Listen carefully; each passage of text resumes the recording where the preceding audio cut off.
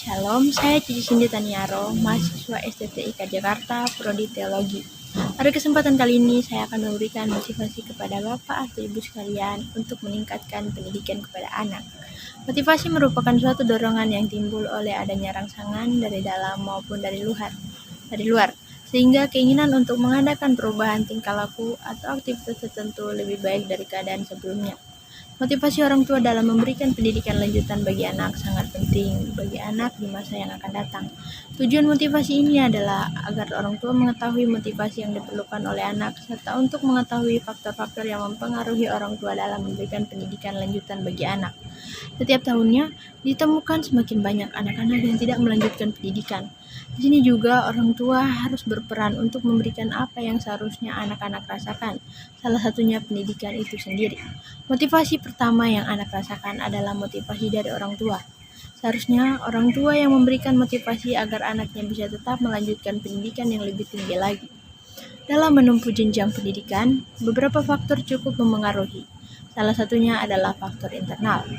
Faktor ini sendiri merupakan faktor yang ada di dalam diri anak itu sendiri. Salah satunya adalah minat. Dengan minat, anak-anak akan bersemangat dalam menjalani pendidikan. Dengan semangat, permasalahan yang muncul dapat ditepis. Faktor lainnya adalah faktor eksternal. Faktor eksternal yang memengaruhi anak dari luar seperti keterbatasan ekonomi keluarga yang dapat menghambat pemenuhan kebutuhan akan fasilitas penunjang pendidikan, serta faktor dari lingkungan, baik itu dari keluarga atau masyarakat yang mempengaruhi pola pikir dan tingkah laku anak dalam memberikan keputusan. Seorang anak dalam keluarga berkedudukan sebagai anak didik dan orang tua sebagai pendidiknya. Banyak corak dan pola penyelenggaraan pendidikan keluarga yang secara garis besar dapat dikelompokkan menjadi 3 kelompok. Pola pendidikan yaitu pendidikan otoriter, pendidikan demokratis, dan pendidikan liberal.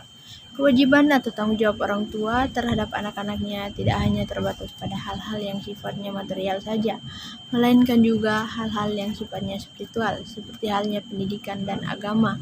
Untuk itu, orang tua harus memberikan teladan bagi anak-anaknya. Beberapa tanggung jawab orang tua terhadap anaknya yaitu 1.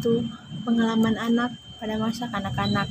Di dalam keluargalah anak didik mulai mengenal hidupnya. Hal ini harus disadari dan dimengerti oleh setiap orang tua bahwa anak dilahirkan dalam lingkungan keluarga yang berkembang sampai anak melepaskan ikatan keluarga. Lembaga pendidikan keluarga yang memberikan pengalaman pertama yang merupakan faktor penting dalam perkembangan pribadi anak. Suasana pendidikan keluarga ini sangat penting diperhatikan sebab dari sinilah keseimbangan individu selanjutnya ditentukan. Menjamin kehidupan emosional anak, suasana di dalam keluarga harus dipenuhi dengan rasa simpati yang sewajarnya. Suasana yang aman dan tentram juga, suasana yang saling percaya, karena melalui itu semua, keluarga, kehidupan sosial atau kebutuhan kasih sayang yang dapat dipenuhi atau dapat berkembang dengan baik. Hal ini dapat dikarenakan ada hubungan darah antara orang tua dengan anak dan hubungan tersebut didasarkan atas rasa cinta kasih sayang yang murni. Kehidupan emosional merupakan salah satu faktor yang terpenting dalam membentuk pribadi seseorang.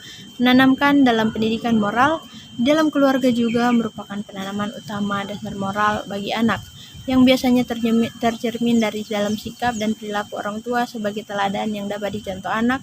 Memang biasanya tingkah laku, cara dan berbuat dan berbicara akan ditiru oleh anak.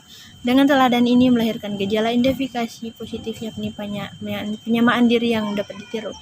Memberikan dasar pendidikan sosial keluarga merupakan basis yang sangat penting dalam peletakan dasar-dasar pendidikan sosial anak. Sebab pada dasarnya keluarga merupakan lembaga sosial resmi yang minimal terdiri dari ayah, ibu, dan anak-anak. Perkembangan benih-benih kesadaran sosial pada anak-anak dapat dipupuk sedini mungkin, terutama lewat kehidupan keluarga yang penuh rasa tolong-menolong, gotong royong, secara kekeluargaan, menolong saudara atau tetangga yang sakit, bersama-sama menjaga ketertiban, kedamaian, kebersihan, dan keserasian. Peletakan dasar-dasar keagamaan keluarga sebagai pendidikan pertama dan utama, yang di samping yang sangat menentukan dan menanamkan dasar-dasar moral yang tidak kalah pentingnya adalah berperan besar dalam proses interrelasi dan transformasi nilai-nilai keagamaan ke dalam pribadi anak. Jadi itulah yang bisa saya sampaikan untuk memberikan motivasi kepada Bapak atau Ibu sekalian. Sekian dan dari saya, Shalom dan terima kasih.